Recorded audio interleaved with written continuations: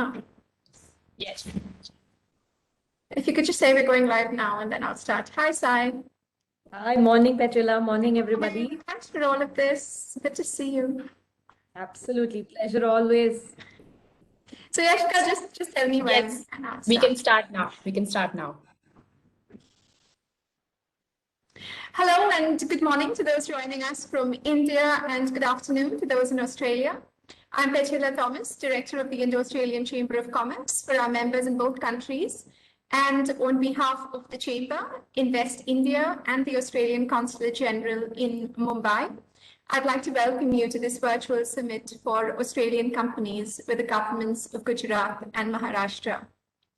The Chamber's Western India chapter was launched in May 2019 with strong support from the Australian Consulate General in Mumbai, and has since grown both in terms of membership as well as high-profile initiatives. We're keen that the Chamber continues to help create impactful commercial opportunities and facilitates key bilateral economic partnerships, supporting both the Indian and the Australian government in their endeavour to take the India-Australia relationship to new heights. It's been an absolute pleasure working with the Invest India team, Sai, Yashika, and our colleague Aditya, to curate this summit that has a state spotlight on Maharashtra and Gujarat. We're also delighted that this event brings together some of the Australian companies and Australian state governments in India who have been highly successful in India, and to share their views with us today. So before we get started, I'd like to take you through a few quick housekeeping items. In order to reduce background noise, all microphones will be muted during the webinar, apart from the person speaking. In case of any network disruptions, please stay online and we will connect back in a few minutes. At the end of the session, we have a few minutes for question and answers. In order to ask a question, please type your questions in the chat window available on the right side of the panel, addressing the host and presenter. Please note we are recording this webinar session and may make the recorded version of the webinar shared to be available with all participants. So with that, we move on to the welcome remarks.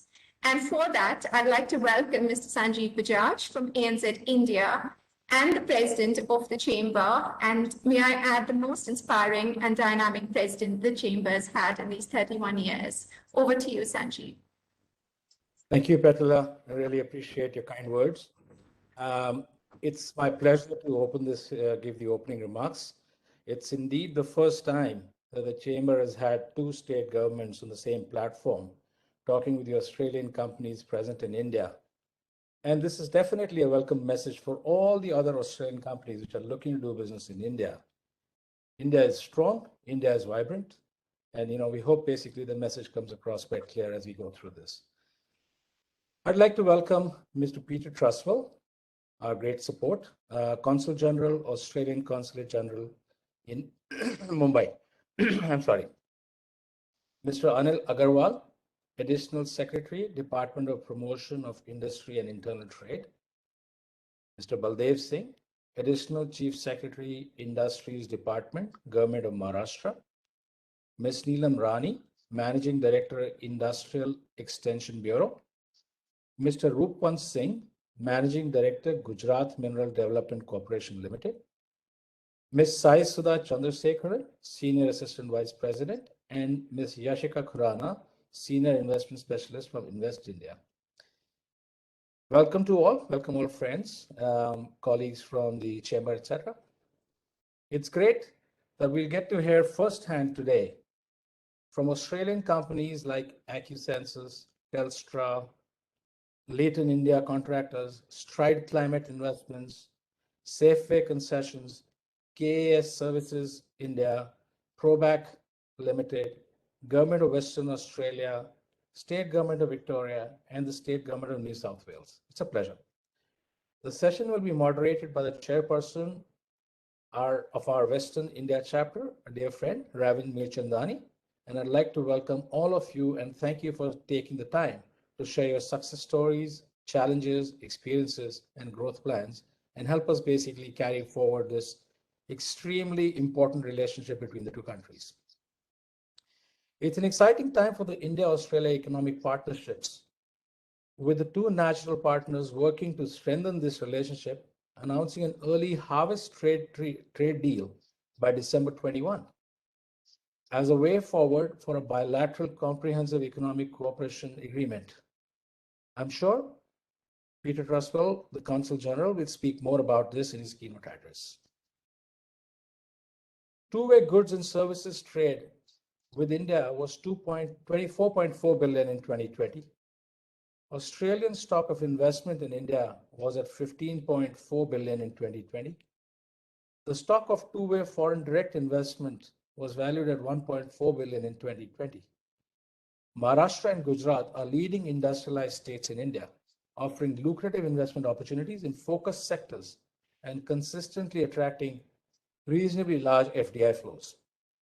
We look forward to hearing from the esteemed speakers representing both governments on the opportunities that exist and how they and Invest India can support Australian companies in India. With that, welcome all, and I hand it back to you, Petula. Thank you. Thanks so much, Sanjeev, for setting the scene. I would now like to welcome Mr. Peter Truswell, the Australian Consul General in Mumbai, to deliver a keynote address. And once again, I think on behalf of the Chamber, thank you, Peter, for all the support that we receive from you and your team, especially since the launch of Western India chapter. You've come at such an exciting and important time and crucial time for both countries, and we really look forward to hearing your keynote address and your views. Over to you, Peter. Thank you so much, Petula, for your opening comments, and it is indeed a pleasure to be working so closely together with you, and I commend you for the great work that you're doing, especially in Western India. And thanks also, Sanjeev, for your opening comments. We always hear very wise, very useful comments from you, given your great expertise. So it's a pleasure to have the opportunity to follow you. And a warm welcome to all of the participants here today at this very important event. So I'd like to thank the Indo-Australian Chamber of Commerce Western India chapter and Invest India, of course, for giving me the opportunity to share some insights into the investment opportunities in Western India. For me personally, I started in the role of Consul General in February of this year, and my role as Consul General and the office that I head covers Maharashtra, Gujarat and Goa, so perfect for this conference or this meeting today. And the primary function that we have, of course, is to help Australian companies, especially those looking to invest, and to try and boost the economic and trade ties between our two countries, which, as Sanjeev pointed out, is already considerable, but there's a great deal of opportunity. I'm speaking to you today from Canberra. I'm here for a short period of time, but I'll be back in Mumbai next week and look forward to getting back into the thick of things. Obviously, one thing that's been preoccupying us all has been the coronavirus, COVID. When I left to come to Australia, things were starting to ease off. It was becoming easier to meet people face to face and to conduct our normal business. I think a lot of that's due to the rapid rollout of vaccines in India. And I do hope that we'll soon be in a situation where we see more normal economic activity commencing and we're able to hold events like this in person and meet each other in person. And interestingly enough, in Australia, where we've had a long period of, let's say, luck or success with COVID, we're now grappling with the Delta variant in quite a big way. And much of the eastern part of Australia, including where I am, is locked down. So as you mentioned, Sanjeev, over the longer term, the fundamentals of our economic relationship remain very, very strong. Our economies are complementary, and we are very good and long-term solid commercial partners. In Mumbai, there are many companies in Maharashtra and in Gujarat, many Australian companies that are succeeding, that are doing very well in areas, in a range of areas, such as Macquarie Bank, of course, Macquarie Group in infrastructure. Linfox is working very well in logistics, and Linking Time in financial services. And what's been encouraging is the strides that have been made in the investment area in India, including at the state level, to open up opportunities for foreign investors. So it's been good to see, certainly at the central level, some of those limits on foreign investment being lifted, and some of the other controls that have restricted foreign investment in the past being eased. And that's important, of course, because India, with its skilled workforce and its growing economy, needs foreign capital, foreign investment to grow strongly. And another factor that's helping attract foreign investors is the increasing digitization of the Indian economy.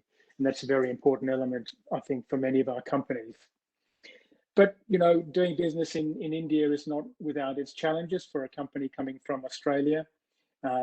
Businesses succeed, some businesses face setbacks. And that's why organizational institutions such as the Chamber and such as Invest India, which is effectively, a one-stop shop that can help foreign investors, are so important for foreign companies as they look to invest more in India. The Australian government continues to engage and will continue to engage very strongly in encouraging Australian investment in India. Many of you will be aware of the Australian government's India Economic Strategy to 2035, which was published about 2 or 3 years ago. And that lists Maharashtra and Gujarat as key states for engagement, which they will continue to be. These are states where the spirit of competitive federalism is alive and well. And I've had personally some good discussions with the government of Maharashtra on issues such as climate change, water, health, tourism, medical services, many areas where I'm sure that we can do more in terms of Australian companies investing here. And Sanjeev, you talked about progress that's being made towards a free trade agreement between our two countries. This is something that we have been working on for over a decade, but it has been given a great boost in recent times by some very promising comments by the Indian government, by the Prime Minister, by the Commerce Minister, and we had an extremely productive visit by former Prime Minister Tony Abbott to India just a short while ago, about 6 weeks ago. And his meetings, some of which I attended, were very productive. And I think there is really an impetus now to look at the bigger free trade agreement, what we can achieve there in terms of easing barriers, and perhaps the possibility of commencing with a more restrictive opening deal. Another thing I should just briefly mention is the agreement between our two prime ministers just last year to elevate our relationship, the relationship between the two countries, to a comprehensive strategic partnership.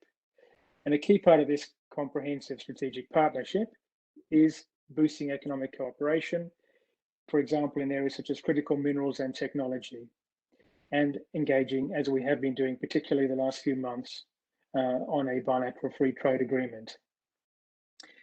Just in terms of critical minerals and technology, the world's demand for minerals and the need for clean energy is, as you know, constantly on the increase. And Australia in this area has some interesting and important things to offer.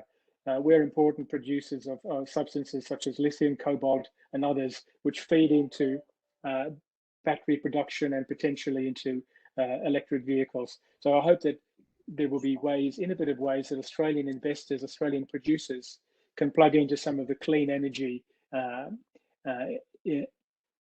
opportunities that the Indian government and Indian companies are promoting.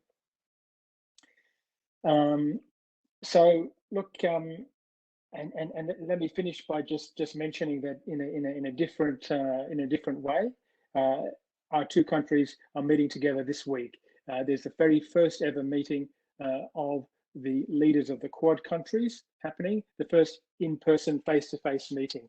And I think it's no accident that we in Australia are particularly focused on achieving greater investment, trade, and economic outcomes with India, which should tie into the very strong strategic links that we've been building at that level, including with the Quad.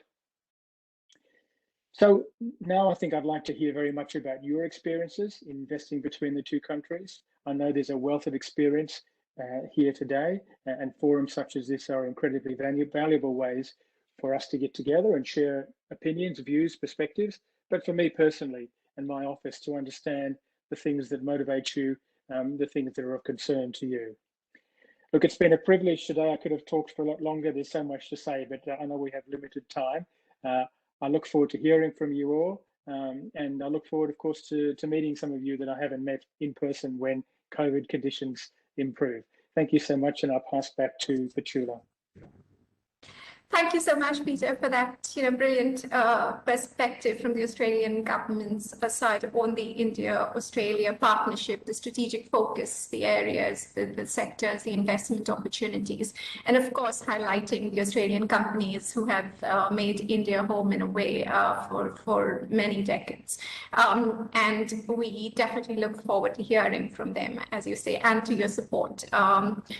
And I suppose this is just some of the initial months of your posting here, and we definitely look forward to all that the relationship will become in the Western India region with your leadership. So thank you for that. I will now hand over to Ms. Sai Sudha Chandrasekharan, Senior Assistant Vice President, Invest India, to set the context and talk about the opportunities in India before we move on to the next part of the program. Thank you, Sai, once again. It's been a pleasure working with Invest India on this. Thank you, Petula, so much. I'm going to start off by saying Invest India and the Indo-Australian Chamber should organize another event with a little more time slot for Mr. Peter and Mr. Sanjeev. It has been extremely insightful to listen to both of them. And I'm pretty sure it is going to be the same with every state that's coming on board. So we should work on another event, a follow-up open with more time for all of us. Thank you very much. My name is Sai Sudha. I am part of Invest India. One of the things about Invest India is we are a not-for-profit national investment promotion agency set up under DPIIT Ministry of Commerce, Government of India. The sole mandate for Invest India is to be able to handhold the foreign investors when they are coming to India.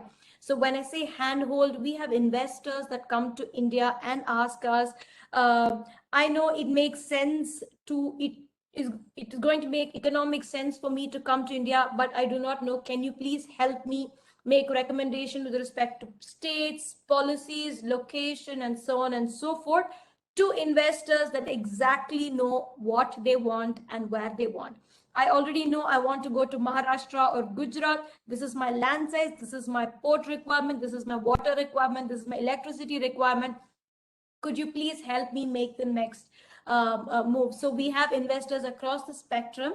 So it has been a pleasure and privilege for us to work with Australian investors over these years, so much that Invest India set up a dedicated Invest India set up a dedicated Australia desk last year.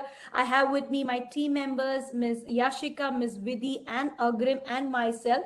We belong to the Australia team. Apart from this, I head a cluster of countries, head investments from a cluster of countries from the Asia Pacific region. Today is a very important webinar, as it is one of the first of its kind in strengthening the bilateral, especially the investment relation ties between India and Australia. What makes this webinar more special is that it brings together two of India's finest and high potential states, Gujarat and Maharashtra.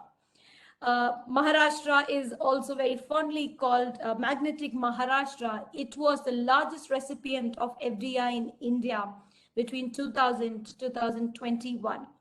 Gujarat is also fondly called as the Vibrant Gujarat. Gujarat accounts to about 78% of literacy rate in the state. It also accounts to about 11% of India's factories, and it handles about 40% of India's port cargo is being handled by the ports of Gujarat. The infrastructure, the policies, the governments, the friendly nature, and the ease in which you can approach the government in Maharashtra and Gujarat are what we are going to learn about in detail from Gujarat and Maharashtra. Australia is a very important partner to India and to the world. This is very evident in the fact that we signed the Supply Chain Resilience Initiative earlier this year on 27th April. This initiative was launched by the government of the three countries and noted the importance of risk management and continuity plans in order to avoid supply chain disruptions. Today's event, in a way, I would say, is a small attempt to strengthen that initiative. The Indian government and the Australian government are working together.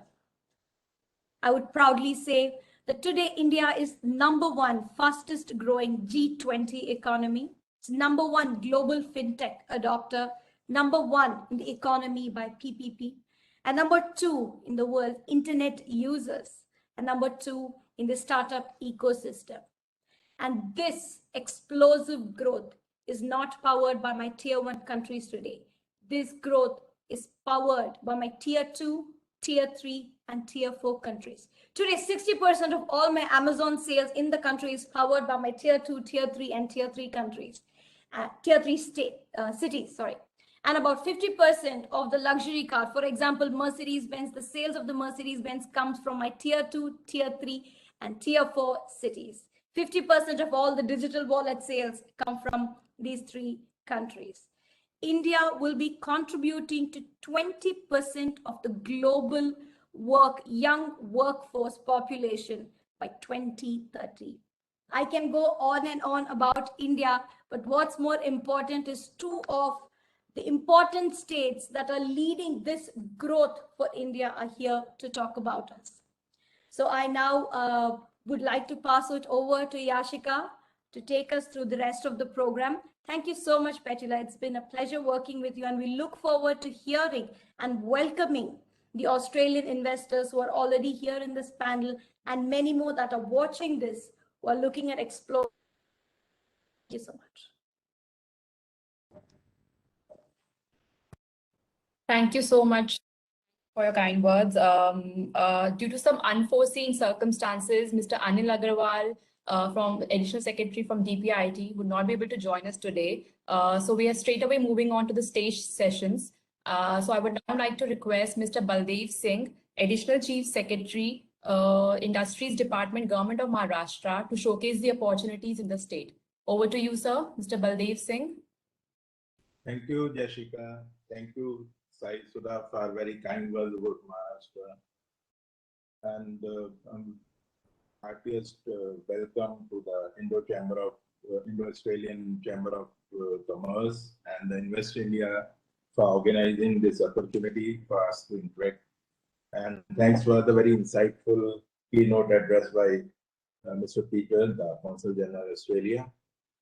As mentioned by Sai Sudha, Maharashtra is one of the leading industrial state of the country.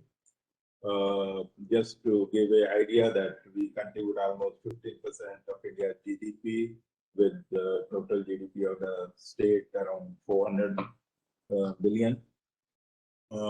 As you were mentioning, we have one of the highest recipient of the FDI in the past years, and industrial output in India, again, Maharashtra has been one of the major contributors with 15% of the total contribution to the output. And we have share of almost more than 20% in the India's exports. And Maharashtra provides you all the opportunities which the investors seek. And we have the very robust infrastructure, the ecosystem with highly skilled manpower availability, and also with the single window clearance for various requests, various proposals, which you will find that Maharashtra is very proactive. And we have a policy framework. In fact, I will share the presentation so that you can at leisure go through the entire, because I will not focus on many areas which you can go through in the presentation. But some of the things which I would like to highlight here, that Maharashtra has a very robust policy framework with the kind of infrastructure you are looking at, availability of land, availability of water, availability of the world-class infrastructure. We have recently built a new industrial corridor called the Auric City in Aurangabad with almost 10,000 acres of land, where we are inviting you all for investment.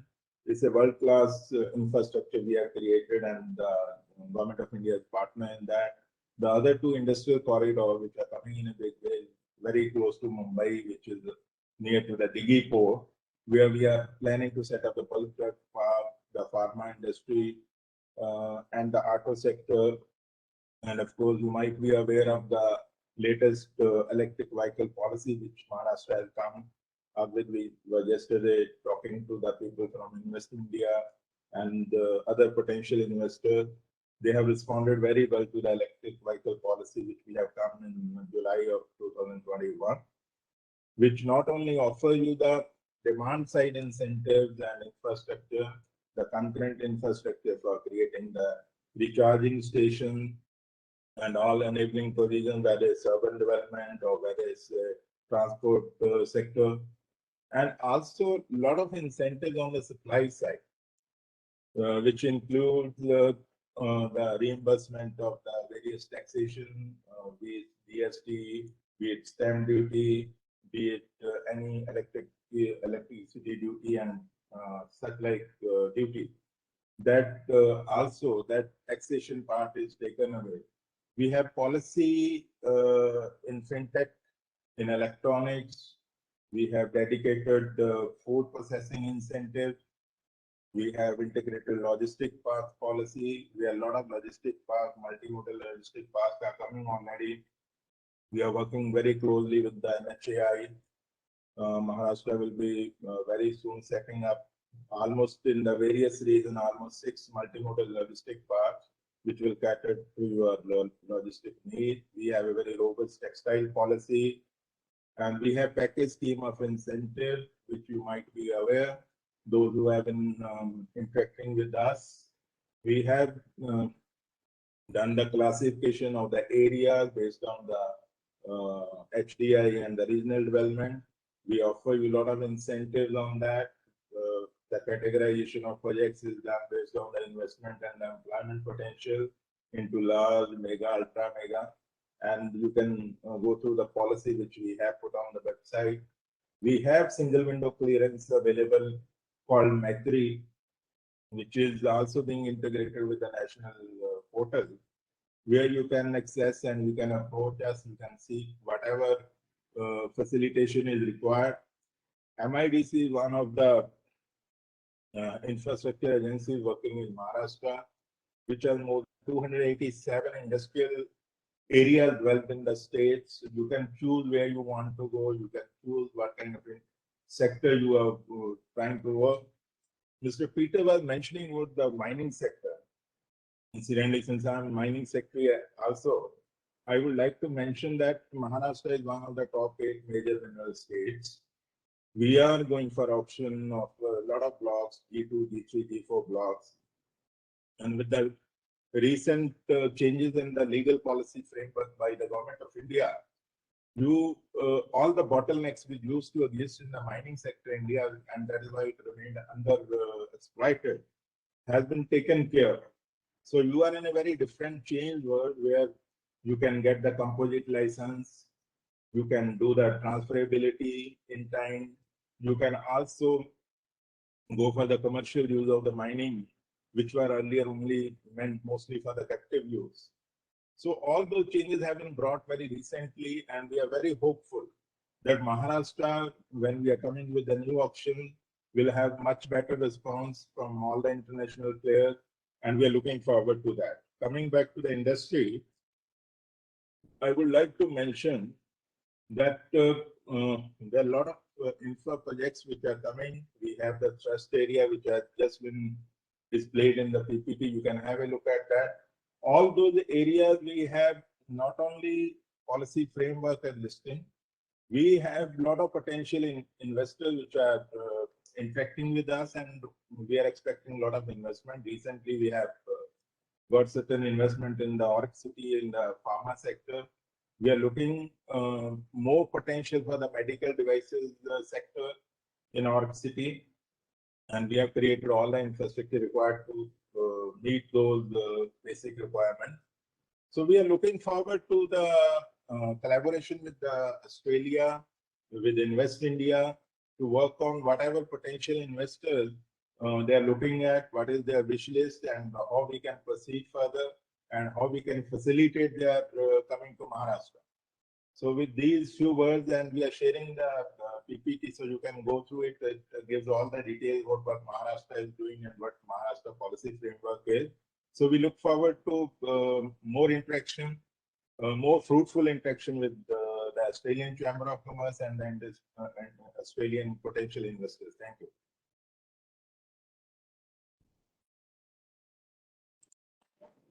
Thank you so much, sir, for showcasing the opportunities which are available in the state to Australian investors, and also highlighting the key developments and policy framework which happened in the state in the last few years.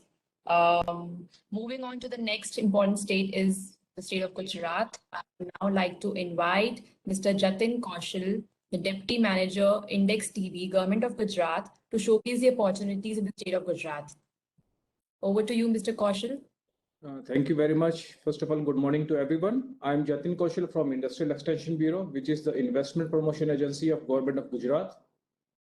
This is set up with an objective to facilitate inward investment in the state, as well as to promote investment opportunities in the state of Gujarat. Let me start my presentation of industrial scenario in Gujarat. Next, please. To start with the social economic snapshot of Gujarat, we account for approximately 6% of the geographical area of the country and 5% of the country's population. However, we account for approximately 8.1% of the country's GDP, which accounts to approximately $226 billion. We had registered 9.8% growth rate in the GDP for the year 2019-20. As we are on the western side of the country and have approximately 1,600 kilometers of the coastal line, we have taken leverage of this geographical area and have set up 49 major and minor ports, on account of which we handle 40% of the country's total cargo and approximately 21% of the total export of the country. Gujarat is predominantly known as the manufacturing hub of the country, and account of that, the manufacturing sector accounts to 36% of the state's GDP. In terms of FDI, we account for $21.89 billion of the FDI inflow in the state in the year of 2020-21, which was registered highest by any state in the country. We account for 17.44% of the India's industrial output, and 11% of the country's factories are in Gujarat. Next, please. In terms of FDI, as you can see, in 2019-20, we had received $6.05 billion of the FDI investment in the state. In the next year, we accounted for $21.89 billion of the FDI inflow in the state, which accounts for 279% of the growth rate. Gujarat alone accounted for 37% of the total FDI inflow from the country in the year of 2021. Next, please. In terms of advantage Gujarat, what as a state we have to offer to an investors? First of all is the robust infrastructure. We have well-connected roads, 49 major and minor ports, railway connectivity, 17 airports, including 3 international airports, electricity grid, gas grid, CETP, across major industrial estates and industrial parks, renewable energy and the waste management. We have fully digitized GIS-based land bank portal, which provide information about industrial land available in the Gujarat to the tune of approximately 33,000 hectares of available land in the Gujarat, which are owned by, some are owned by the Gujarat government-based industrial estates, some by the private industrial park, textile park, logistic park, SIRs and SEZs. Gujarat is known as a policy-driven state with more than 20 policies across the sector which provide incentives to the investors. Recently, we have released policy on integrated logistic and logistic park policy for creating an efficient and competitive logistic ecosystem in the state. As far as the proactive governance is concerned, we have provided investor facilitation portal to the investors, wherein access will be provided to 160 plus applications across 18 different departments under one system, wherein investor can log into and apply for any application and get the real-time status of their application. Gujarat is host to many mega projects like DMIC, which is Delhi-Mumbai Industrial Corridor connecting two major cities of Delhi and Mumbai. 38% of that dedicated freight corridor is passing through Gujarat. And taking advantage of that, government of Gujarat is setting up various industrial estates inside the influential area, which is 150 kilometers on either side of the dedicated freight corridor. So we are setting up various industrial parks in the influential area. Then we have GIFT City. This is the country's first and the only IFSC, which is International Finance Service Center for offshore and international transactions. Then we have Dholera SII to the tune of 920 square kilometer, and the bullet train is coming up to connect two major hubs of Ahmedabad and Mumbai. Gujarat believes in establishing investor-friendly relationship. For that, we have country-specific desks to handle investment queries by dedicated team, which will do the hand-holding from the initial stage of identification of the land till the commencement of the operation, and further also to resolve the queries and the grievances or the issues if any of it is faced by the company. In terms of ease of living, Gujarat offers very peaceful, safe and secure life. We have premium education institutes like IIM, IITs. We have best of the healthcare system. We have excellent urban transportation. Next slide, please. Gujarat state is pioneer across various domains and got the first rank in many indexes like foreign development, investment and export, export preparedness index, logistic performance index, composite water management index, best performing state in the national startup ranking by DPIIT 2018 and 19. Next, please. Next slide, please. In terms of industry, previous one, please. Yes. In terms of industrial infrastructure, we are the power surplus state with 38 gigawatt of total installed power capacity covering both conventional and the non-conventional power. We have gas grid across the state of approximately 2,600 of the operational gas line, connecting approximately all the industrial estates and the industrial parks in the state. We have the land bank. As I said, we have Gujarat Land Bank providing information about the available industrial land available in the Gujarat to the tune of approximately 33,000 hectares, covering Gujarat industrial government-owned industrial estates, private industrial park, logistic park, SCZ, SIR, textile, and the apparel parks. We have the well road connectivity. We have 49 ports, major and minors, handling 40% of the total India's cargo. We have best of the rail connectivity to the tune of 5,200 kilometers. We have 17 operational airports, including 3 international airports, and one of the international airport is coming up in Dholera Special Investment Region. We are home to over 3.5 million MSME and 90 plus Fortune 500 companies are in Gujarat. Next, please. When it comes to ease of doing business, Gujarat has lots of things to offer to an investors.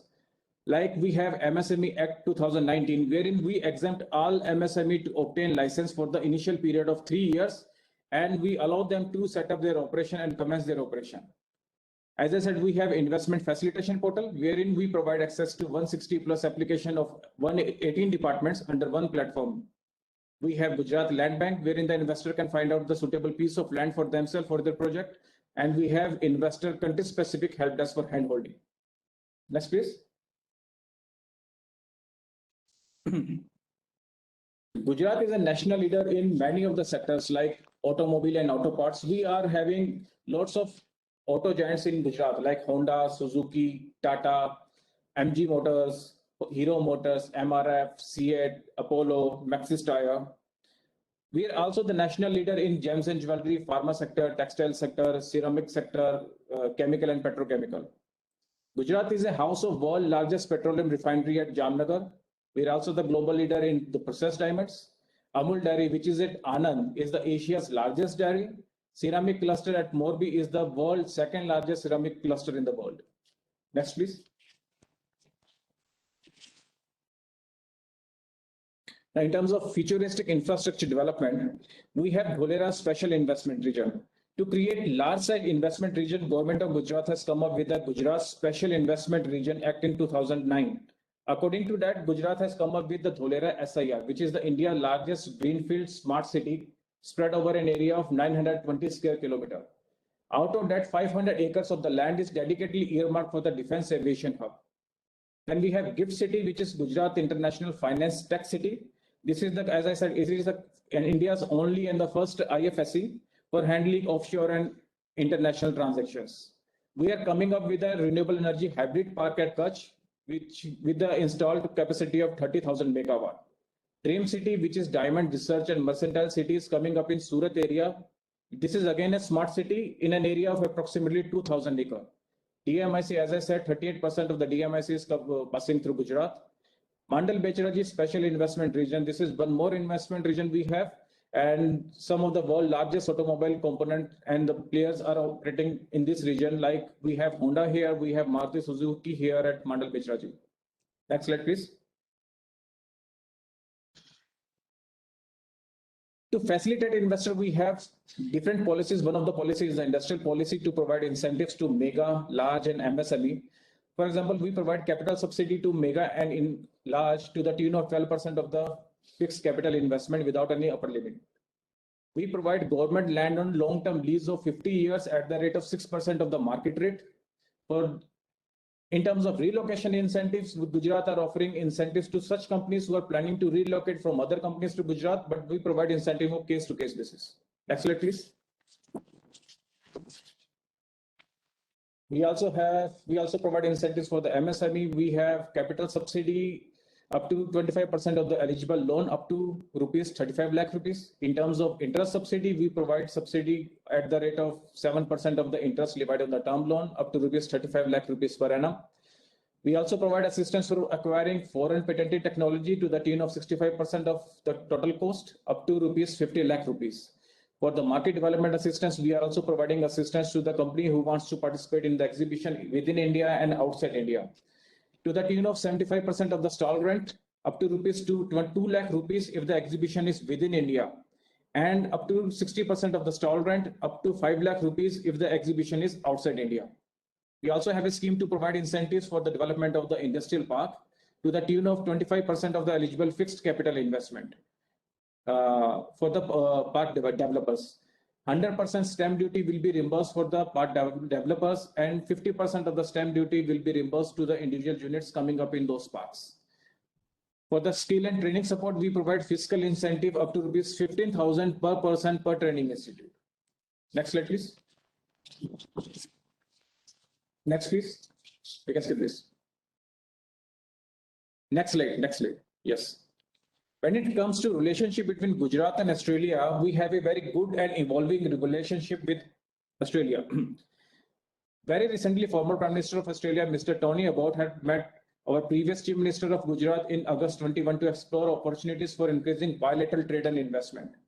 Government of Gujarat organizes Vibrant Gujarat every 2 years, and for the last 3 summits in 2015, 17, and 19, Australia has been the partner country and participated with big delegation participated in the Vibrant Gujarat. Next slide, please. Export from Gujarat to Australia has witnessed a growth of 52 years over the last years and accounted to approximately $946 million. And some of the important items, major items exported includes iron and steel, drug formulation, electrical equipments, textile, chemical, petroleum products. Next slide, please. When it comes to offer opportunities for collaboration for 2 regions, we have identified various sectors and areas like education and skilling.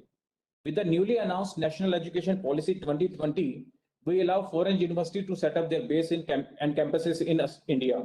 So Australian universities can explore this possibility to setting up their campuses in Gujarat and can have the collaboration with the Gujarat-based universities. Second one is the renewable energy. Gujarat renewable energy capacity accounts to 13.15 gigawatts, and it contributes 14% of the total renewable energy capacity of the country. So, and we are coming up with the world's largest renewable park, which is coming up in the Kutch district. It's spread across 1.8 lakh acres with an installed capacity of 30,000 megawatt.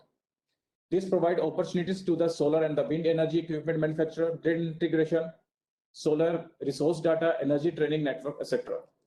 In terms of electric vehicle infrastructure, recently we have announced the electric vehicle policy with an aim to enhance investment in the electric vehicle sector. So there is an opportunity for electric vehicle charging infrastructure, ancillary auto component manufacturing facility. Next slide, please. For the financial services, Gujarat has set up, as I said, GIFT City, Gujarat International Finance Tech City, which is the India's only IFSC. And we already have many financial institutes like Bank of America, Axis Bank, SBI, Bombay Stock Exchange, Singapore Stock Exchange, National Stock Exchange, MCX operating in Gujarat at GIFT City. So there lies a huge opportunities for the Australian banks as well, and other financial institutes like ANS Bank, Macquarie Group, National Australian Bank, etc., to leverage this large Indian market by setting up their operation in GIFT City. In terms of tourism, Gujarat is a house of Statue of Unity. As you might be aware, this is the world's tallest statue of 182 meters. This has witnessed a footfall of more than 5 million tourists since its inauguration. The location is Kevadia. And very recently, Honorable Prime Minister had announced that Kevadia will soon be transformed into the country's first electric vehicle only city. And very recently, we have also released Tourism Policy 21-25 with a view to develop and augment tourism in the sustainable manner. So there is an opportunity for the Australian-based companies to set up tourism infrastructure in Gujarat, particularly in the medical tourism, wellness tourism, MICE tourism, adventure and wildlife tourism, coastal and cruise tourism, rural tourism, etc. Next slide, please. So thank you very much. So if you have any other information, if you require any information pertaining to Gujarat or any sector or any incentives, do write to us at jatin@indexb.com or md@indexb.com. We will provide you information within 24 hours. Thank you very much. Thank you so much, Mr. Kaushal, for walking us through with such insightful information and with all the infrastructure developments which has happened in the state and sharing the incentives with the key investors. Moving on to the next speaker, I would now like to invite Mr. Rupan Singh, the Managing Director of Gujarat Mineral Development Corporation Limited. Over to you, sir. Please share your special remarks with us. Thank you, Yashika. We need the rights to share our right. So my colleague is already sharing the slide. There is no. Okay. Thank you, friends. I'll be very brief. I'm the Managing Director of Gmdc, Gujarat Mineral Development Corporation. It is a company whose net worth is 530 million US dollars. We are listed on both the national and Bombay Stock Exchanges.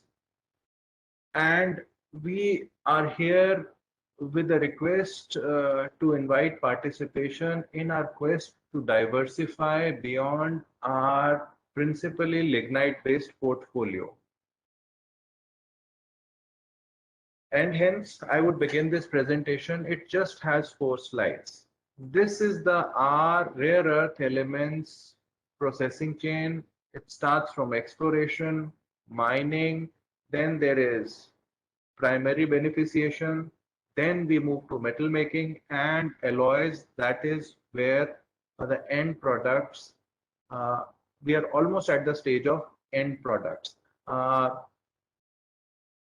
Here I would like to just state a brief thing. Last month, when Mr. Tony Abbott, the former Prime Minister of Australia, had visited Gujarat and met our Honorable Chief Minister, sir, I was there and he had personally presented this copy, which talks of unlocking potential for partnerships in critical minerals between the 2 countries. Among the minerals are rare earth elements, which we are talking of now. Next one, please. Next. Previous one, please. The one with the map. These are the potential areas which have been identified by the government of Gujarat, where we would need to take wide-spaced exploration and close-spaced exploration in the coming months and the coming years. We need to roll out a very big and extensive exploration program to which the government of Gujarat is committed. in this entire map, there is a place called on the border of Madhya Pradesh, which goes by the name of Amba Dungar, where we have proven reserves of rare earth elements. I'm sharing just a few details here. The mining and the further beneficiation and further processing would be needed to be developed in light of the fact that this is an anchorite based ore, which we have indicated here. Gujarat Mineral Development Corporation wants to take this forward, and where we are looking for partnerships, I shall be coming to you in the next slide, please.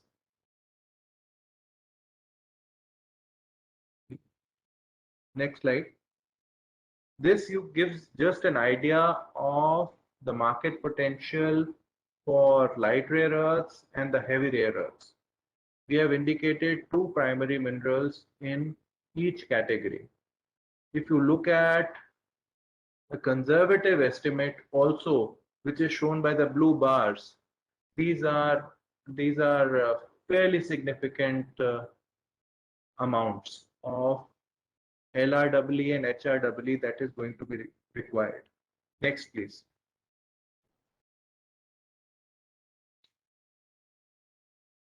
I am repeating this from the first slide, but now I would be making a pitch for our request.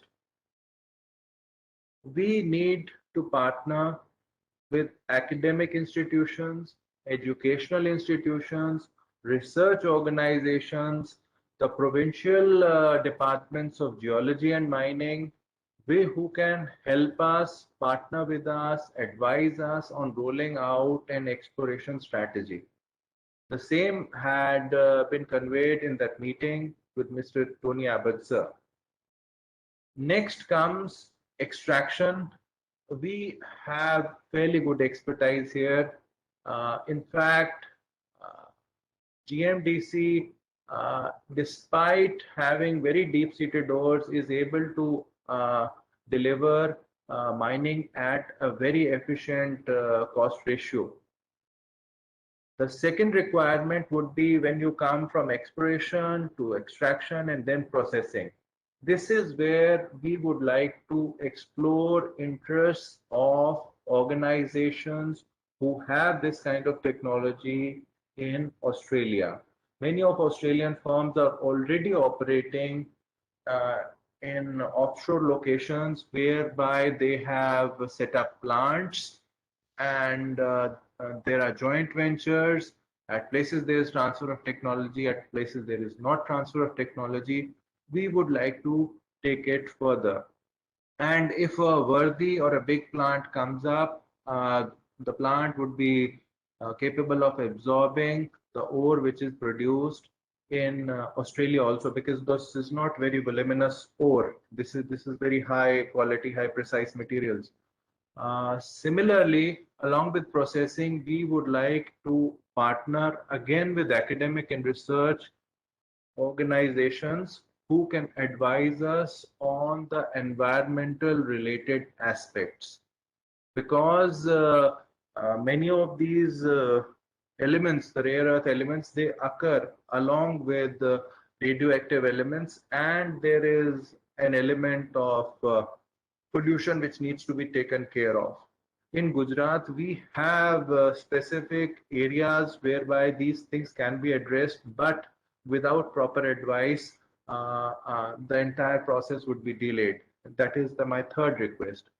And if we are able to partner with the right kind of people, we'd like to go further also. We are open to components and end-use technologies whereby guarantees of ore and buyback can be done, and both the commercial organization, Gmdc on one hand, and the Australian whosoever corporation is there, we can share in the value that we create. And both of these nations are part of global quad, and we shall be able to secure our strategic interests, which is of prime importance. So these are our very specific requests, and I would like to I went through the biodata, the profiles of all the gentlemen who are present here.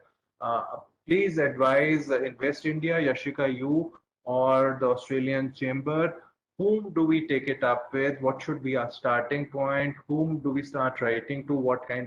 We know what kind of advice we need, but who do we start writing to? I have an additional responsibility also. I look after the geology and mining department of the provincial government of Gujarat. That is the other hat that I wear, where all this wide exploration program is going to be rolled out. So please advise us which is the appropriate body to connect with and to take it forward. This is my request. Thank you so much. Thank you so much, Mr. Singh, for highlighting the potential in the sector. At IACC and Invest India would be taking it up with a lot of Australian businesses, and we would try to connect you with the right stakeholder and companies for this. Do we write to you or write to the Australian Chamber? You can write to any one of us, either to Petula, either to Invest India. We work together. So I'll be putting mail to you. Please advise who to connect with. We'll be happy to work together to assist you with this, Mr. Singh. Thanks very much. Thank you, Mr. Tibu. Thank you, Mr. Singh, again, and thank you to the speakers of Maharashtra and Gujarat. I would now like to hand over to Ms. Petula Thomas for the next segment of the session. Over to you, Petula. Thanks so much, Yashika. And that was absolutely insightful from both the governments, government of Maharashtra and as well as the government of Gujarat. I'm sure all our Australian companies watching this would have found this very, very useful and highlighting the strengths, the capabilities, the opportunities for collaboration. So thank you so much for that. The Indo-Australian Chamber of Commerce has been holding high-profile initiatives in Mumbai and Pune over the last 2 years. Of course, we've had challenges with COVID, but we're now very keen to expand that to the state of Gujarat as well, and looking forward to doing that with all of your support. As we move to the next session, remarks from Australian companies, I'd like to invite Ravin Mirchandani, who's the chairperson of our Western India chapter. He's been a strong support and very passionate about bringing the chamber to the Western India region. He's also a key member of our leadership team. Ravin's the chairperson of Adore and AccuSensus. And with that, I'll hand over to Ravin and also in advance thank all the Australian companies, many of whom are on our council, on our chapter committees, and very active members for accepting our invitation to be here. Over to you, Ravin. Thank you very much, Petula. Can I get you to just confirm you can hear me okay? Yes, we can. If you could just speak up a little louder, that'd be great, but we can. All right, great. Thank you very much, Petula. Ladies and gentlemen, good morning and good afternoon. Welcome to this program. Thank you for making time today. We'll run you through feedback from Australian companies that are present in India or looking to be present in India. To set the scene, the two-way stock of investment between India and Australia was only $36 billion in 2019, and India's total trade with Australia stood at $10 billion in 2020, but imports dropped during the 12-month period from 10 billion to 7 billion, and exports to Australia from India increased from 3 billion to 3.5 billion. FDI from Australia to India is about 986 million. So that ranks Australia as the 27th highest FDI country in India, so way down the food chain, so to speak. Australian businesses long put India in the too hard basket.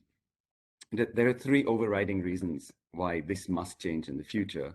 And the first is the scale with which the Indian economy will display growth within this coming decade. The complementary economies, as Consul General Peter highlighted earlier in his speech, and most importantly, the spreading of risk. For Australian companies with a global focus, the key question is, can we really miss this opportunity of India?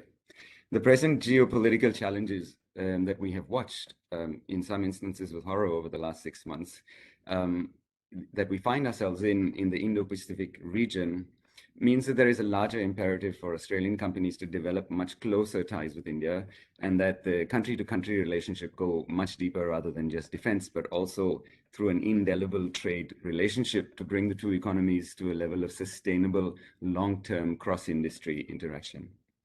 It's taken some time for both Australian government agencies and also Australian industry to finally find a gentle understanding and the acceptance of the rhythm that India marches to. But today, we're in a position where Australian state government representatives in India, like states such as Western Australia, New South Wales, Victoria, South Australia, and Queensland, play a very active part in promoting investment and trade, and now play an important role to connect even SME businesses from the regions from Australia to India. So we're very pleased that Western Australia, New South Wales, and Global Victoria are participating in this event today.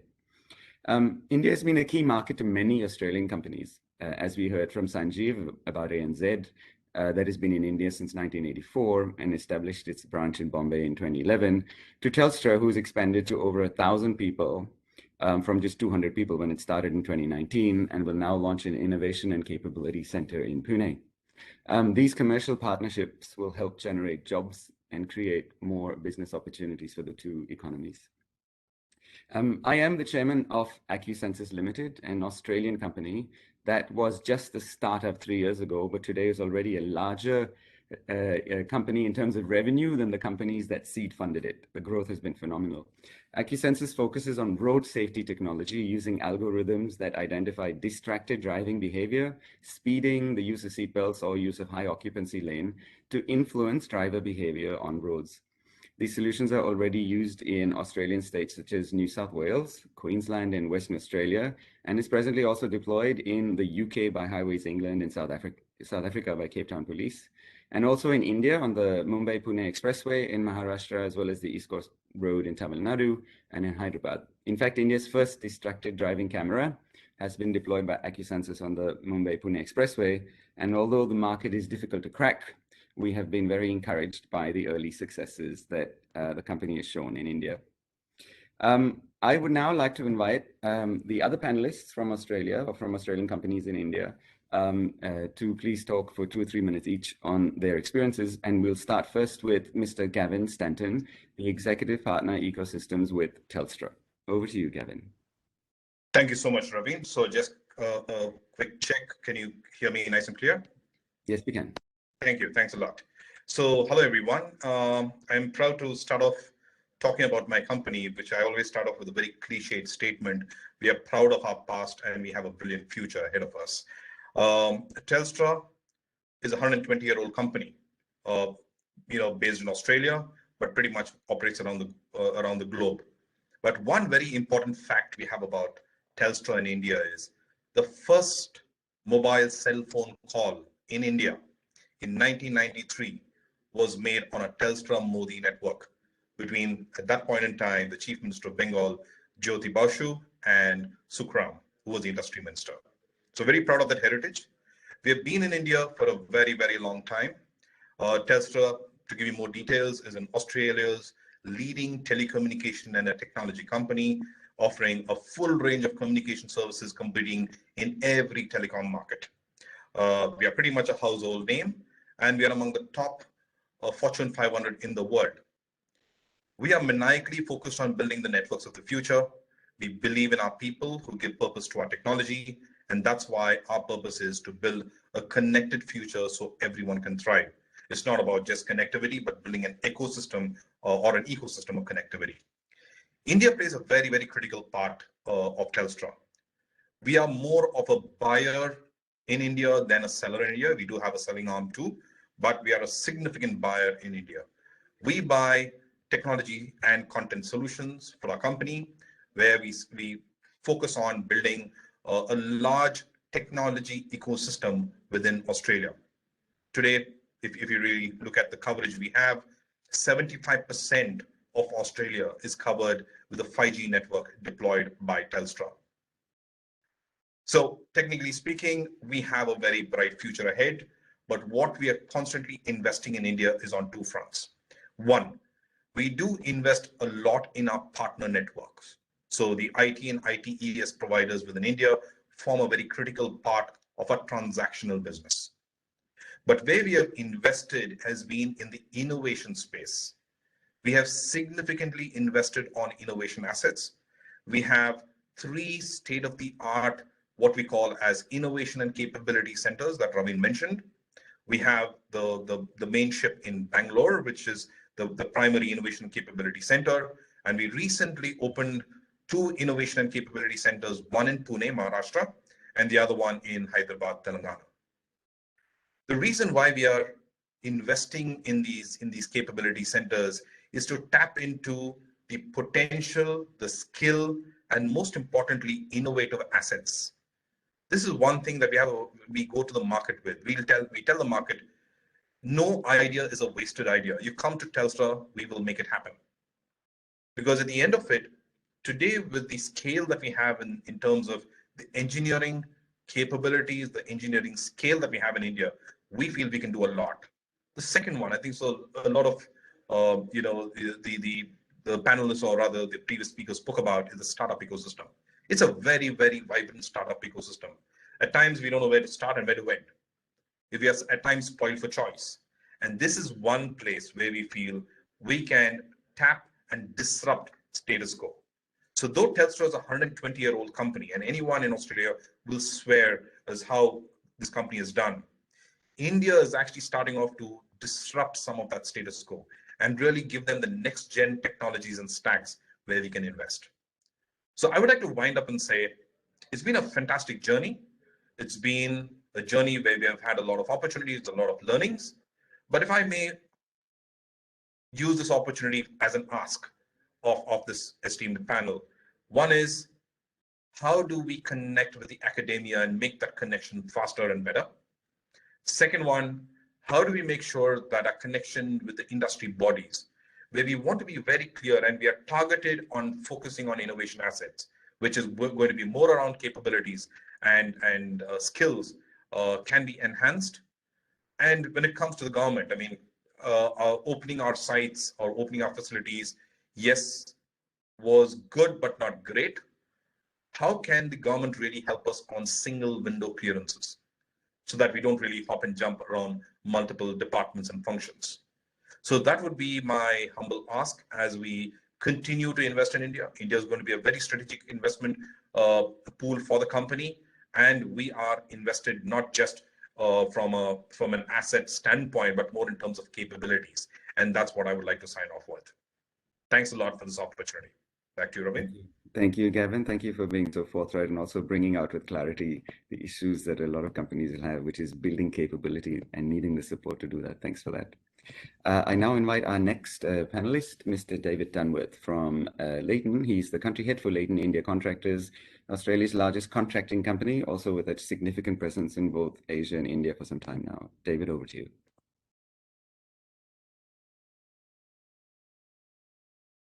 David?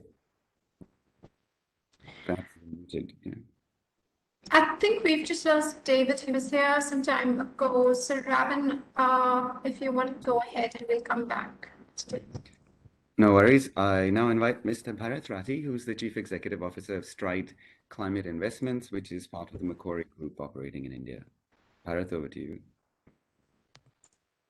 Everyone, good morning. I'm sorry that I can't start my video because I'm in travel on road in interior parts of Punjab. But just to give introduction of Macquarie, it's largest bank of Australia, and it is one of the largest infrastructure investors globally from for last so many years. Not only globally, but India is one of the largest infrastructure investor. And since 2007-8, we have very strong presence in India. In fact, we have opened our office in 2004-5. And from that point, we have very strong presence in India. And we are a big investor in India for infrastructure, particularly in roads, power, renewable energy, telecom, and so on and so forth, and continue to look for opportunities. I am heading renewable energy business of Macquarie in India. I am CEO, and close to 60% of our capacity or the investments, not only in renewable energy, but infrastructure is in the western part of India and more so in Gujarat. So of course, we have head office in Bombay, but in terms of infrastructure investor, probably we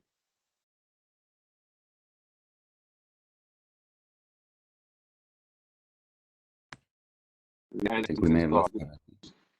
in between. Actually, I'm on my phone and then I got some call in between. I'm really sorry for that. So, the ecosystem that we have got, particularly in Gujarat, it's so vibrant is that not only we have our 60% capacity, but where we get revenue from the government, we deal with the government, we talk to the government people because policy is so conducive. Our head office is also in Gujarat. So we have a large team based out of Gujarat who is looking after renewables or working on the ground at remote location in villages, doing CSR activities. And encouraged by that, we are looking for more investments in western part of India, particularly in Gujarat and Maharashtra. So what I can say to the entire forum is that our experience in investment in India and particularly in Gujarat has been very, very fruitful. It's very profitable also, and the law and order situation has been very good. So we are, of course, and we deal with the government of Gujarat on very, very regular basis because they are our customers also. So policies has been so good. So what I can say that is that it's Gujarat and Maharashtra both are the places where we should look for investments more. In general, Australian companies can look for more investment. We as a Macquarie also looking for more investment. I just missed one part that we also have 6 roads here. I can see that my counterpart from road business is also on this panel, so he will also highlight about his experience in Gujarat. But being old Macquarie person, around 15 years in Macquarie, I can say that we have a great experience of investment in India as well as in Gujarat. Thank you very much. Thank you very much, Bharat. So staying with the Macquarie Group, Macquarie has been a large investor in India. One of its investments is in the road sector through Mira, Macquarie Infrastructure and Real Assets, which then owns a number of companies, including Safeways Concession, a company that we know intimately and that is working on 9 different highways as part of a contract with the National Highways Authority of India. I welcome Mr. Pawan Parekh, who is the CEO of Safeways Concessions, please. Thank you very much, Raven. You made my life easy by introducing Safeways Concessions. So I'll start by welcoming all the panelists and participants in this wonderful forum. And I wish that this forum next year or next time is in person. So it will be much more easy to connect with all of you. You already know that Macquarie has invested in road sector. And this journey in the Indian road sector started somewhere in 2013. And a big fillip was when in 2018, Mira acquired 9 highways, national highways under the TOT model. And this was, in fact, a very good grand success to India's toll road privatization program. We decided to name this platform Safeways Concessions. And the reason for naming it was simple, because that's the most important thing which matters to us, safety.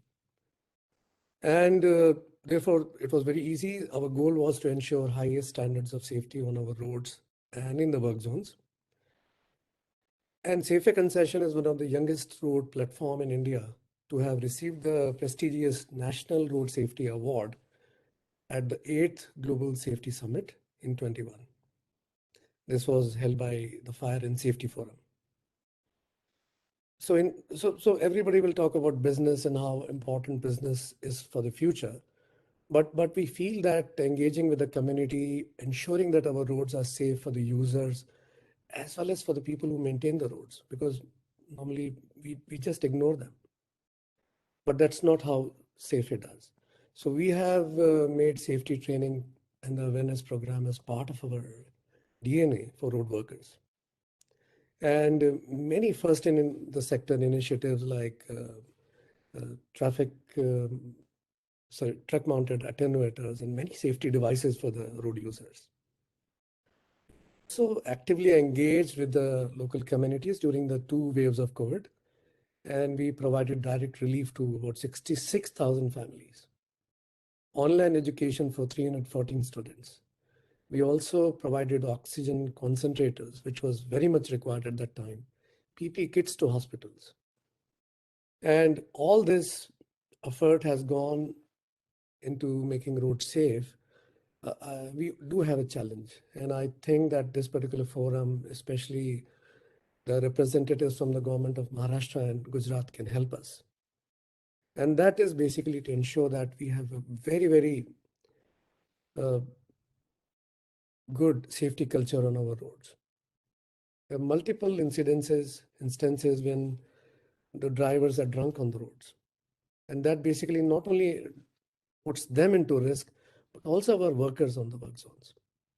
And to save lives on our roads, we need everybody's active involvement and to ensure that rules are followed and people are responsible on the roads. And therefore, I urge all of you to influence this good behavior on the road. And as regards the investment itself is concerned, I would like to end by saying a very famous word in Hindi called the Dil Mange More. So with this, I hand over back to you, Ravin. Thanks a lot. Thank you very much for that, Pawan. In fact, it's really good to see a company that's focused on road safety in India. NHAI's own statistics show 150,000 road fatalities in India every year, and it took, as we know, Corona 12 months to get to that level. And the economy was stopped for Corona. We really do need to do something about the road safety toll in India, and it's good to see that you're focused, so sharply focused on it. Thank you very much. I'd now like to invite Mr. Chris Bandy, who is the Investment and Trade Commissioner for the Middle East and South Asia region, Director Invest and Trade for Western Australia, the Government of Western Australia. Welcome, Chris. Thanks, Ravin. Great to be here, and thanks to the Indo-Australian Chamber of Commerce and Industry for the opportunity, and Petula, and also for the fantastic presentations we received earlier from both Gujarat and Maharashtra, and the involvement of Invest India in what's been a really interesting forum. This morning Indian time, but this afternoon West Australian time. So yeah, really great to be here. As mentioned, my name's Chris Bandy, Investment and Trade Commissioner for the West Australian Government. I will be based in Mumbai eventually, probably via Dubai, but looking forward to getting into the region early in the new year. But I guess what we've got in India at the moment is a fantastic office in Mumbai that's been in India since 1996, and we are celebrating our 25th anniversary of being in Mumbai, which is really exciting. And I have a fantastic team on the ground of 7 staff that do an incredible job of promoting Western Australian capability into the Indian market, and also working with Indian investors to invest into Western Australia. I'll speak very briefly about some of our areas of focus, and then also speak very quickly about an event that the Chamber is also collaborating on with us, which might provide a bit more context for Western Australia. But essentially, the Western Australian Investment and Trade Office in Mumbai looks after all of India. That's a big job for the team that I've got, and I am looking at how we can expand our points of presence, but also how we can provide a more fulsome level of servicing to both our Western Australian companies engaging with India, but also with Indian investors looking to engage in Western Australia. We have, obviously we have carriage of every sector as the state government office, but our strong focus into the Indian market has been agriculture. Some of the recent I guess changes and approvals that we've received around wheat and barley means that we've got some great access for some West Australian produce, and that already operates really nicely with some Indian companies in producing oats, for example. A lot of the oats that you would eat in India are from Western Australian oats, so that's raw oats. So that's a fantastic story that we're looking to put more prominence on. Outside of the agriculture piece, we're very excited by what's been mentioned already today, which is the critical battery minerals and rare earths opportunity that exists. Now, from our perspective, we're the only jurisdiction on Earth that has every critical battery material and rare earth present. And we are very, very good at pulling it out of the ground. But what we're looking to do is move further down the value chain and do a bit more processing in that pre-cam space in Western Australia. So a real huge focus of our investment at the moment is looking for global pre-cam manufacturers to come set up and be present in Western Australia and present where I guess your source materials are. And you know, similar to what we've heard earlier, we're willing to have discussions around investments, and they are very much on a case-by-case basis, determined by a number of factors, which I'll be more than happy to speak about with specific investors directly. Outside of that, we're also working really hard on offtake agreements for Indian companies looking to secure supply in Western Australia. supplies are very tight at the moment. Everyone is looking to secure their supply from Western Australia, but again, we're willing to have those discussions with Indian companies looking to shore up their supply chains, and particularly with the ambitious electric vehicle policies that we've seen come out of the Indian government recently, both at a state and federal level. We think we're well placed to coordinate and collaborate with you in that respect. Outside of that, a key focus of the West Australian government is hydrogen and the movement towards hydrogen-fueled economy. We also have a significant international education offering, and unlike a lot of other Australian states, Indian students are our #1 source country. We're very proud of that fact. We're very excited by that fact. And, once we can get borders open, we're really keen to see our Indian students come back in numbers. A lot are currently doing offshore programs through international study hubs, or some even have deferred their studies, saying that they would like to come to Australia. They're not looking at other jurisdictions, but they want to do all their studies onshore, which is really exciting and a great thing for Western Australia and for Perth, where our universities are located. On that, so in a week, on the 1st of October, we've partnered with the Chamber of Commerce, as well as CCI, as well as a number of West Australian organisations, and we're delivering the first India Connect. India Connect's an event where we're looking to coordinate and collaborate and bring together Indian and Western Australian industry to talk about opportunities in the critical battery materials space, the agriculture and fine food sector, the advanced manufacturing and technology sector, and the education and tourism space. What I think is really exciting about this is we understand that concurrently the Australian Trade Minister is meeting with his Indian counterpart, and I think it just really sends a really strong message to both the Indian and Australian business communities that we are working as a Team Australia approach. We are absolutely committed to this relationship, and the fact that we're having two events occurring simultaneously in both countries should indicate that we are serious about this.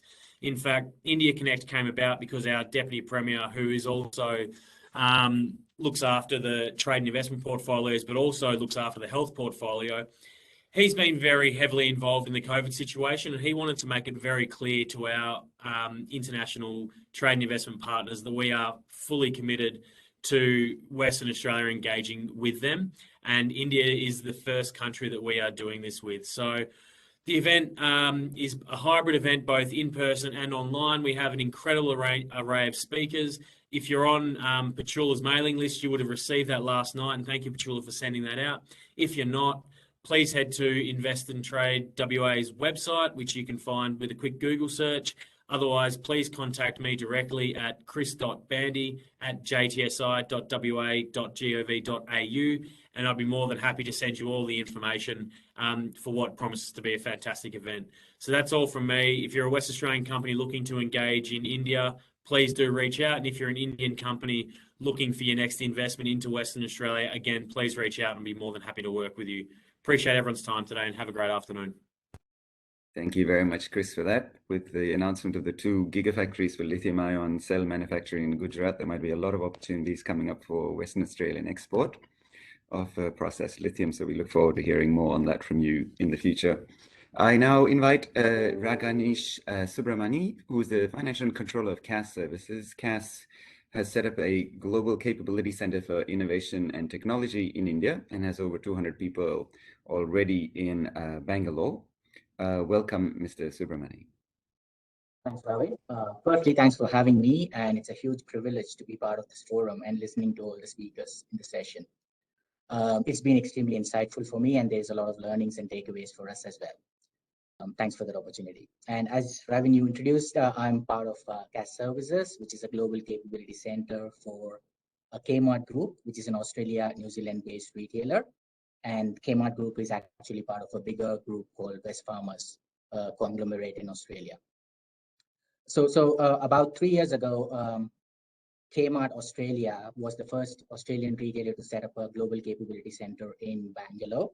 And that was with a strategic intent of providing competitive advantage to the retail business by building new capabilities for the group through the access of talent available in the Indian market, through the access of technology, and by nurturing a culture of innovation.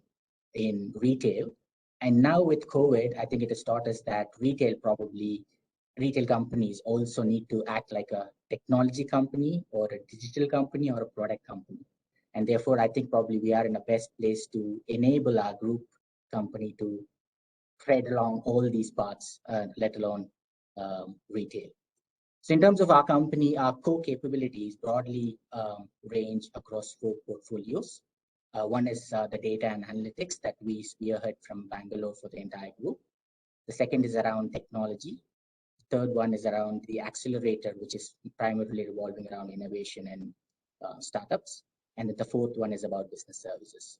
So within the technology function, our capabilities range between product development, digital capabilities for our online businesses, RPAs, and cloud-based infrastructure. So with these capabilities, we are able to help our retail businesses, whether it is stores or online businesses, to transform their ways of working by probably giving a better customer experience for customers to access the online portals, or by improving our store operations in terms of providing new scanning machines that can be handheld by store workers, or even supporting our store colleagues using the relevant apps that could be making them more efficient in terms of their work plans, etc. Within data and analytics, we actually power our group with the data capabilities around customers, product, intelligence around the way we manage shrink, the way we could personalize customer engagement, the way we could actually provide analytics around marketing, etc. So within the technology accelerator, which is probably a new capability on the block, but it's an extremely important capability that we feel would power our group businesses, is by enabling our group business to connect with the startup ecosystem that is available across the globe, not only in India. And through that collaboration, we could actually access the disruptive technologies that is out there, which can come and help our business solutions or business problems. And that will be purely through collaboration and go-on solutions. Lastly, I think we also have business service related support delivered from Bangalore. And here the key is not so much about doing the processes or delivering processes just for cost perspective. I think it's more about how can we continuously add value to the group through these processes. Like, for example, we've set up a new capability around demand planning and inventory optimization powered by machine learning platforms, right? So this allows us to have the right availability for our customers by predicting the right demand, having the right products on the shelf at the right time. So far, that's been our journey. It's only 3 years, but we are very, very hopeful about a strong future purely because of the engagement between the Australia and Indian teams so far. It's been absolutely a one-team approach, and I think it's been a well-integrated journey so far, and look forward to many more milestones in the future. With that, thanks for the opportunity again, and I hand it back to you, Robin. Thank you very much for that, Rajagnesh. I think there might be a very good event that we could hold on how you get one team to work together, but in Australia and India. That's something that I know we personally struggle with, and would be an issue for many companies that are doing work in both the cultures. So I'm seeing an event that you'd be able to host for us perhaps in the future. Thank you very much for that. I now invite Abhishek Padwal, who's Senior Trade Manager, Victorian Government, Trade and Investment Office, Global Victoria. Welcome, Abhishek. Thank you, Raveen. Yeah, good to see you after a while. Yeah, so just wanted to quickly start by congratulating IICC and Invest India to put this event together. Thanks again for all your efforts and this opportunity.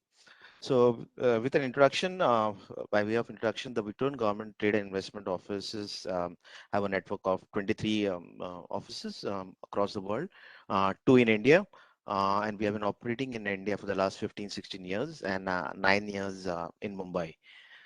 Again, the objective of our office is to facilitate trade, education, and investment ties between the state of Victoria and India and rest of South Asia.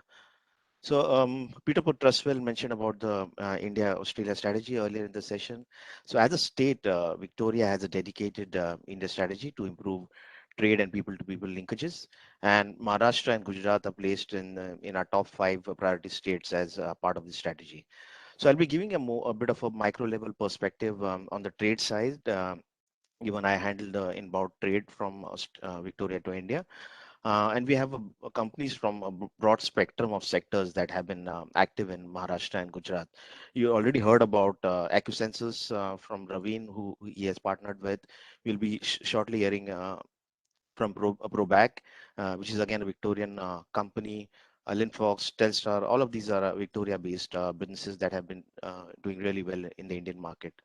However, as Raveen has alluded earlier in the session, the pandemic has affected the bilateral trade. There have been challenging times, but what we have experienced is that the pandemic has also led to emergence of trade in certain sunrise sectors such as edtech, gaming, medtech, beauty and wellness. So it's exciting time ahead for these particular sectors. Additionally, we have also been supporting a couple of research projects in dairy and horticulture. As to the relevance of the present officials from the state governments of Maharashtra and Gujarat in this session, we are currently closely working with a renewables company which deal in portable solar inverters, having applications in industrial and residential projects, and even remote locations in hills or on ships. And they're looking for commercial partners and service partners in this region. And we are talking to a large player in Gujarat for a potential engagement for this company. We are also supporting a company which is into environmentally friendly fuel storage tanks that are looking to move their manufacturing base to India. So we are talking to a couple of manufacturers in Pune for this. So if there is any progress, we'd like to get some support from the Maharashtra government on some subsidies or incentives if this engagement does go forward. We also had engagements with Invest India in the last couple of years. We have sought their guidance for a sports goods company, for a telecom service company. And moving forward, as all these engagements gather momentum, our commitment to building relationships with stakeholders in this region will continue to grow. That's it from me, Ravi. Thank you.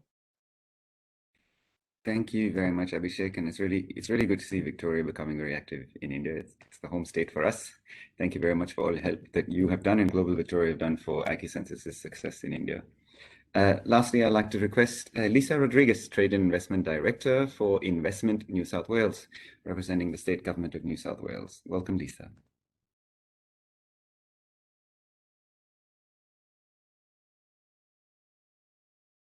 Thank you so much, Ravin. Good afternoon, everyone. My name is Lisa Rodriguez, and I'm acting in the role of Trade and Investment Director for the New South Wales Government in India. Delighted to be here today at this interaction with Maharashtra and Gujarat state governments. Our thanks to the Indo-Australian Chamber of Commerce, Invest India, and the Australian Consulate General for the opportunity to participate today. The New South Wales Government's India office has been operational in India since October 2009. We have a dual mandate of promoting and facilitating investment from India to New South Wales, working with Indian companies to establish, grow, and thrive in New South Wales. We also work with New South Wales companies and exporters to learn more about doing business in India, understanding this market, and working with the right partners to introduce their products and services here.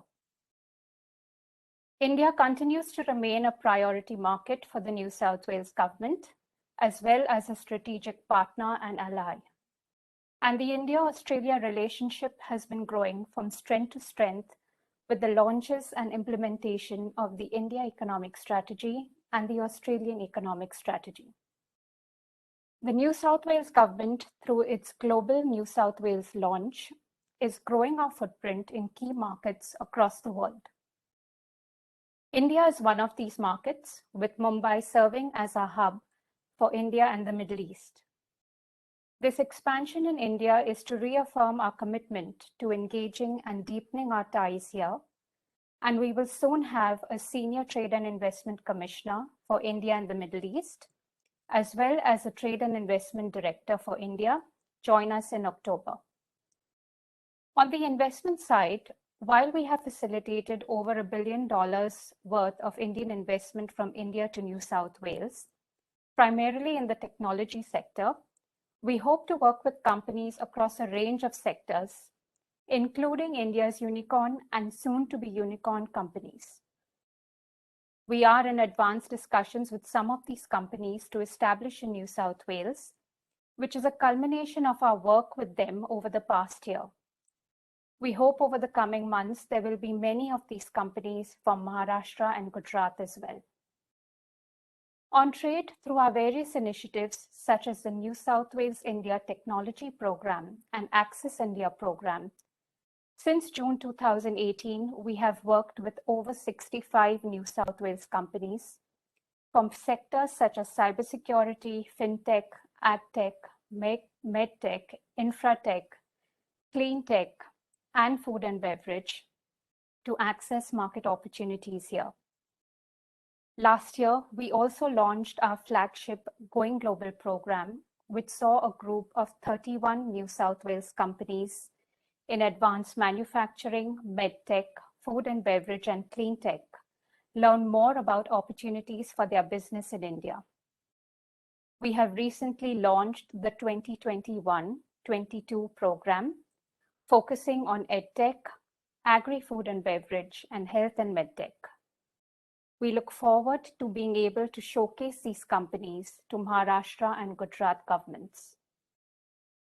Most importantly, we remain keen to engage with Maharashtra and Gujarat governments to take forward our sister state MOU discussions across a range of sectors, including agriculture, education, technology, public health, and energy, identified under the MOUs, and work with them to identify and implement specific initiatives within each sector. The New South Wales government has had regular and significant participation in Vibrant Gujarat. In 2019, the then Governor of New South Wales, the Honorable David Hurley, participated at the event and had interactions with the Indian Prime Minister, Narendra Modi, the Governor of Maharashtra, and the Chief Minister of Gujarat. Since the establishment of the India office, we have also hosted a number of high-level delegation visits led by New South Wales premiers to both states. And it was during these visits that our MOUs were signed. We look forward to deepening our engagements with both states and will continue to work closely with our Australia and India partners, the Office of the Consul General and Deputy Consul General in Mumbai, and the Australian Trade and Investment Commission. Thank you very much. Thank you very much for that, Lisa. And thank you also to all the panelists for having made the time to share your experiences of India. I now hand over back to Petula. I think we're just a little bit over time here.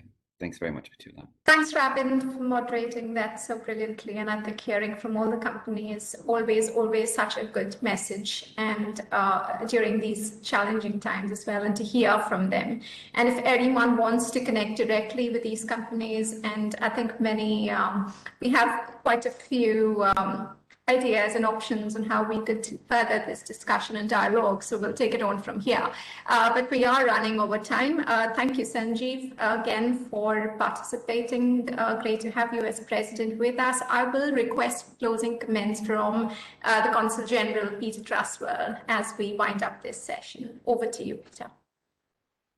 Thank you so much, Petula, and thank you to all the panelists, the people who organised sessions, to Invest India, to the Chamber, to the states, the two crucially important states of Gujarat and Maharashtra, and their counterpart important states in Australia, who we've heard from today.